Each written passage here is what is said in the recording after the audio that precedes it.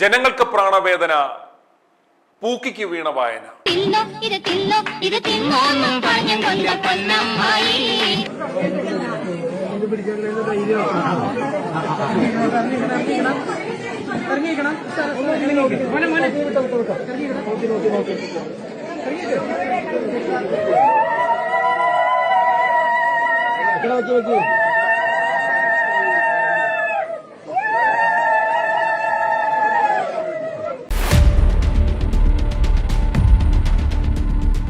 റോമാ നഗരം കത്തിയെരിയുമ്പോൾ നീറോ ചക്രവർത്തി വീണ വായിക്കുകയായിരുന്നു എന്നത് ചരിത്രത്തിലെ ഏറ്റവും പ്രശസ്തമായ ഒരു അപവാദ പ്രചരണം ആയിരുന്നു.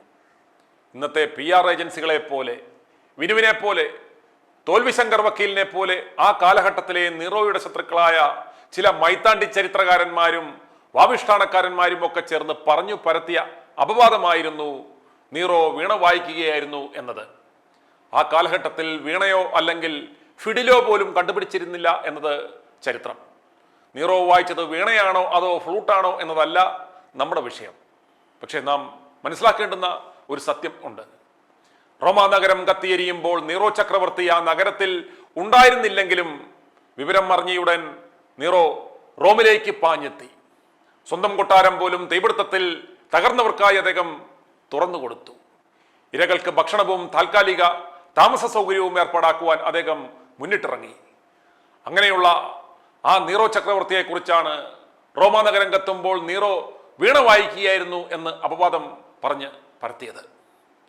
ഇനി നമ്മുടെ വിഷയത്തിലേക്ക് വരാം. കഴിഞ്ഞ ദിവസങ്ങളിൽ കേരളത്തിൽ കനത്ത മഴയും വെള്ളപ്പൊക്കവും ആരംഭിച്ചപ്പോൾ വിസ്മയങ്ങളുടെ രാജകുമാരൻ, പൂക്കിമുഖ്യൻ എന്നറിയപ്പെടുന്ന സതീശൻ മേനോൻ ആ സമയം ഹെലികോപ്റ്ററും എടുത്ത് അമ്മായിയച്ഛനെ കാണാൻ പോയതും പൊന്നാനിയിൽ പോയി മൂരി ബിരിയാണി കഴിക്കാൻ പോയതും ഒക്കെ വലിയ ചർച്ചയായിരിക്കുകയാണ്. സതീശൻ പൊന്നാനിയിൽ പോയി മൂരി ബിരിയാണി കഴിച്ചതോ ആടിൻ്റെ സ്പുടുക്ക് കഴിച്ചതോ ഒന്നും അല്ല ഇവിടുത്തെ പ്രശ്നം.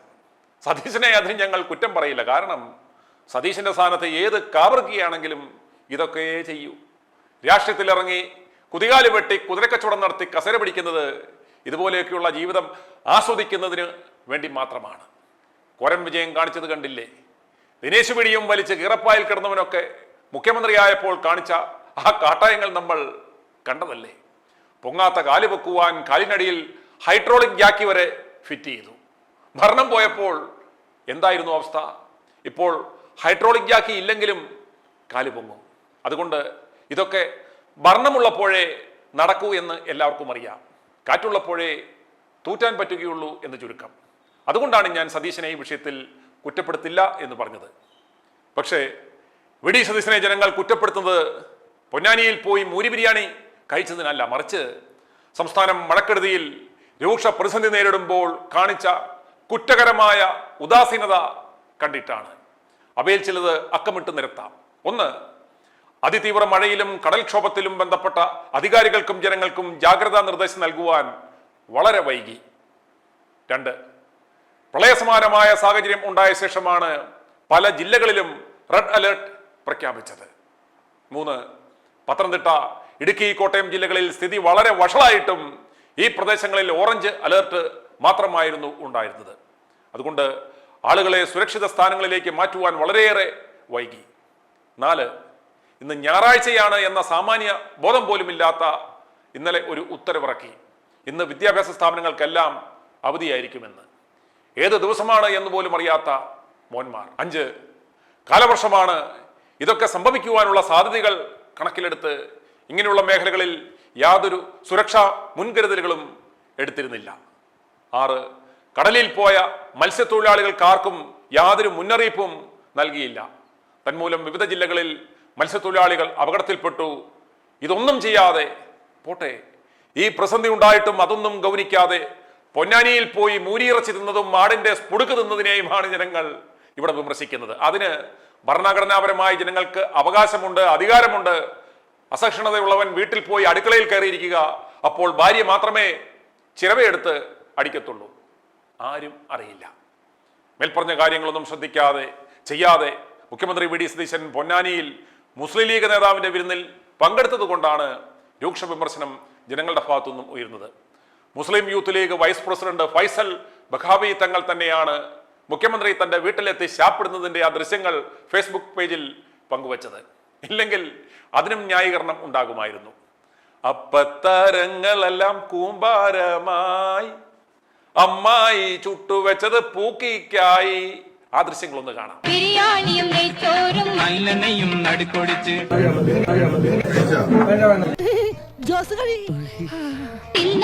തിന്നോ ഇത് തിന്നോന്നും പറഞ്ഞും കൊണ്ട പൊന്നമ്മായി.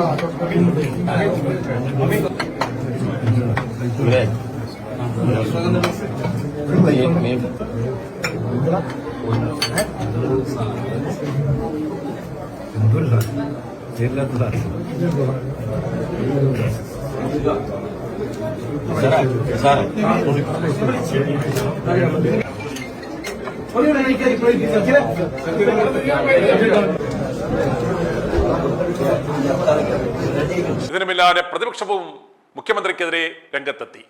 LDF സർക്കാരിന്റെ കാലത്ത് എല്ലാ പരിപാടികളും ക്യാൻസൽ ചെയ്ത് മുഖ്യമന്ത്രി പിണറായി വിജയൻ ദുരിതാശ്വാസ പ്രവർത്തനങ്ങൾ ഏകോപിപ്പിച്ചുവെന്നും, എന്നാൽ ജനം രൂക്ഷമായ മഴക്കെടുതിയിൽ ദുരിതം പേറുമ്പോൾ VD സതീശൻ മൂരി ബിരിയാണി കഴിച്ച് നടക്കുകയാണ് എന്നാണ് വിമർശനം. അന്ന് മുഖ്യൻ ഉന്നയിച്ച പരിപാടികളെല്ലാം ക്യാൻസൽ ചെയ്തു. ദുരിതാശ്വാസ പ്രവർത്തനങ്ങളുടെ ഏകോപനത്തിന് നേരിട്ട് നേതൃത്വം നൽകി. മന്ത്രിമാരോട് അവർക്ക് ചുമതലയുള്ള ജില്ലകളിൽ ദുരിതാശ്വാസ പ്രവർത്തനങ്ങൾക്ക് നേതൃത്വം നൽകുവാൻ നിർദ്ദേശം നൽകി. ആ സമയത്ത് ഇന്ന് ആ ലെഗ് പീസിംഗ് എടുക്ക് എന്നാണ് സ്ഥിതി എന്ന് CPM നേതാവും മുൻ MLA-യുമായ VK പ്രശാന്ത് പരിഹസിക്കുന്നു. കമ്മിക്കുട്ടന്മാരെ നമുക്കിതിന് കുറ്റം പറയാൻ പറ്റുമോ? ഇതാണ് നിയോ പൂക്കി വിസ്മയം. ബിരിയാണി ചോറിനിടയിൽ ലെഗ് പീസ് തിരിയുമ്പോൾ പൂക്കി നാക്കുകൊണ്ട് കാണിക്കുന്ന ആ വിസ്മയം കണ്ടാൽ മതിയല്ലോ, ഏത് പ്രളയവും നാം മറന്നുപോകും എന്ന് റീൽസുകൾ ഇറങ്ങിത്തുടങ്ങി. ഇതിലും മ്യാരക വേഷങ്ങൾ ഇറക്കുവാൻ തോൽവി ശങ്കർ വക്കീലും മാധ്യമ മാമ വിനുവും ഒക്കെ അന്തിച്ചർച്ചയ്ക്ക് പൂക്കി ഫാൻസിനെ പരിശീലിപ്പിക്കുന്ന തിരക്കിലാണ് ഇപ്പോൾ. അതുപോലെ കമ്മീഷൻ അടിക്കുവാൻ വേണ്ടി മാത്രം പിണറായി എടുത്തിട്ട ചിപ്സ് ആൻഡ് ഏവിയേഷന്റെ ചടാക്ക് ഹെലികോപ്റ്ററുമായി പൂക്കി സുഖമില്ലാതെ കിടക്കുന്ന തന്റെ അമ്മായിയച്ഛനെ കാണാൻ പോയി എന്നതാണ് അടുത്ത വിവാദം.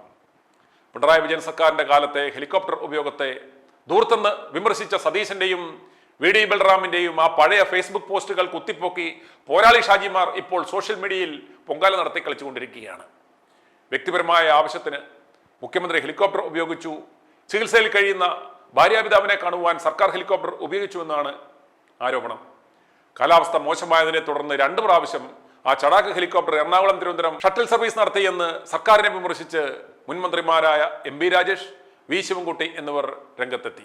LDF സർക്കാരിന്റെ കാലത്ത് ഹെലികോപ്റ്റർ വാടകയ്ക്കെടുത്തത് ദൂർത്തിന്റെ അങ്ങേയറ്റം എന്നായിരുന്നു അന്ന് പ്രതിപക്ഷ നേതാവായിരുന്ന VD സതീശൻ വിമർശിച്ചത്. ഇപ്പോൾ സതീശൻ സർക്കാരിന് ദൈനംദിന ചെലവുകൾക്കുള്ള പണം പോലും കണ്ടെത്താനാവുന്നില്ല എന്നിരിക്കെ 60 ദിവസങ്ങൾക്കുള്ളിൽ 10,400 കോടി രൂപ കടമെടുത്തു. ഈ സാഹചര്യത്തിലും മാസം 80 ലക്ഷം രൂപ ചെലവിൽ അമ്മായിയച്ഛനെ കാണാൻ ഹെലികോപ്റ്റർ ഉപയോഗിച്ചതിനെതിരെയാണ് ജനരോക്ഷം ആളുന്നത്. വാദവും വളിയുമായി കിടക്കുന്ന അമ്മായിയച്ഛനെ ഹെലികോപ്റ്റർ പിടിച്ചു പോയി കാണുവാൻ ഉള്ള പണം പോകുന്നവരുടെ അച്ചുവീട്ടിൽ നിന്നും കൊണ്ടുവരണം എന്നതാണ് ജനങ്ങളുടെ ഒരിത്. ഇതേസമയം കഴിഞ്ഞ ദിവസമുണ്ടായ മിന്നൽ പ്രളയത്തിൽ വിറങ്ങലിച്ചു നിൽക്കുകയാണ് സംസ്ഥാനം. മഴക്കെടുതിയിൽ ഇതുവരെ 8 മരണം സ്ഥിരീകരിച്ചു. 8 പേരെ കാണാതായി. 13 പേരാണ് പരിക്കേറ്റ് ചികിത്സയിലുള്ളത്. ശക്തമായ കാറ്റിലും മഴയിലും 27 വീടുകൾ പൂർണ്ണമായും 196 വീടുകൾ ഭാഗികമായും തകർന്നു. സംസ്ഥാനത്താകെ 209 ക്യാമ്പുകളിലായി 5792 പേരെ മാറ്റിപ്പാർപ്പിച്ചു. കടകളിൽ വെള്ളം കയറി കച്ചവടക്കാർക്ക് കോടികളുടെ നഷ്ടം ഉണ്ടായി. പേമാരി ഏറ്റവും അധികം നാശം വിതച്ച പത്തനംതിട്ടയിൽ മാത്രം 1600 പേർ ദുരിതാശ്വാസ ക്യാമ്പിലാണ് ഇന്നലെ അന്തി ഉറങ്ങിയത്. റാന്നിയിൽ ഉൾപ്പെടെ ഇപ്പോൾ വെള്ളം പതിയെ ഇറങ്ങി തുടങ്ങിയിട്ടുണ്ട്. എന്നാൽ ചെളിയിൽ മുങ്ങിക്കിടക്കുന്ന ഇടങ്ങൾ വൃത്തിയാക്കുവാനും നഷ്ടങ്ങൾക്ക് പരിഹാരം കാണാനും സർക്കാർ സംവിധാനങ്ങൾ ഉണർന്ന് പ്രവർത്തിക്കുന്നില്ല എന്നാണ് വിമർശനം. പല ക്യാമ്പുകളിലും അടിസ്ഥാന സൗകര്യങ്ങൾ പോലും ഇല്ലെന്നാണ് ജനങ്ങളുടെ പരാതി. മഴക്കെടുതി രൂക്ഷമായ പത്തനംതിട്ടയിലെ ആറന്മുളയിലെ ക്യാമ്പുകളിലും പരാതി ഉയരുന്നു. ക്യാമ്പിൽ വെളിച്ചമില്ലെന്നും ജനറേറ്റർ എത്തിച്ചെങ്കിലും വൈദ്യുതി ബന്ധമില്ലെന്നും അന്തേവാസികൾ പറയുന്നു. മരുന്നുകൾ കൃത്യസമയത്ത് എത്തിച്ചില്ല, ഉദ്യോഗസ്ഥ ഏകോപനം ഇല്ലെന്നും വകുപ്പുകളുടെ ഏകോപനത്തിന് പ്രത്യേക സംവിധാനം വേണമെന്നും ജനങ്ങൾ ആവശ്യപ്പെടുന്നു. അതുപോലെ പ്രളയബാധിത സംസ്ഥാനങ്ങൾക്ക് 2117.85 കോടി രൂപ കേന്ദ്രം SDRF ഫണ്ട് അനുവദിച്ചു. എങ്കിലും കേരളം ആ ലിസ്റ്റിൽ ഇല്ല. പ്രളയം, മണ്ണിടിച്ചിൽ ബാധിത സംസ്ഥാനങ്ങൾക്ക് അനുവദിച്ച തുക അരുണാചൽ, അസം ഉൾപ്പെടെയുള്ള സംസ്ഥാനങ്ങൾക്കാണ് ഇപ്പോൾ പ്രഖ്യാപിച്ചിരിക്കുന്നത്. സംസ്ഥാനത്തെ ദുരിതാശ്വാസ പ്രവർത്തനങ്ങളെ ഏകോപിപ്പിക്കുകയും കേന്ദ്രത്തെ കാര്യങ്ങൾ പറഞ്ഞ് മനസ്സിലാക്കി അർഹതപ്പെട്ട സഹായം നേടിയെടുക്കുകയും ചെയ്യേണ്ടുന്ന സമയത്ത് പൊന്നാനിയിൽ പോയി ആടിന്റെ പിടുക്ക് തിന്നുന്നതിനെയാണ് കേരളത്തിലെ ജനങ്ങൾ വിമർശിക്കുന്നത്. സഹികെട്ട ജനങ്ങൾ ഇത്തരം വിമർശനങ്ങൾ ഉയർത്തുമ്പോൾ കോരം വിജയനും അവന്റെ പിടിച്ചുവെപ്പുകാരൻ ഞരമ്പൻ ശശിയും ഭൃത്യൻ അജിത് കുമാറും ചെയ്തതുപോലെ സുവോമോട്ടോ കേസെടുത്ത് അങ്ങ് ഒലത്തിക്കളയാം എന്ന് വിചാരിച്ചാൽ സംശയം വേണ്ട, നെഞ്ചത്ത് കയറിയെന്ന് ജനങ്ങൾ പിതാവിനെ സ്മരിക്കും എന്ന് മറക്കരുത്. കലിതുള്ളിയ കാലവർഷക്കെടുതിയുടെ നേർചിത്രങ്ങളിലേക്ക്.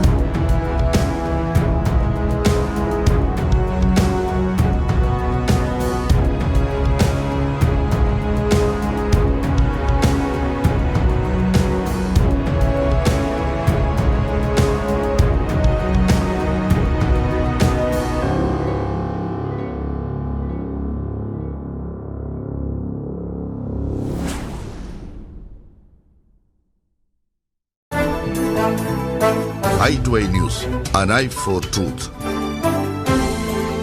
i2i News സബ്സ്ക്രൈബ് ചെയ്തിട്ടില്ലാത്തവർ ഇപ്പോൾ തന്നെ സബ്സ്ക്രൈബ് ചെയ്യുക. നോട്ടിഫിക്കേഷൻ ലഭിക്കുവാൻ ബെൽ ബട്ടണും അമർത്തുക.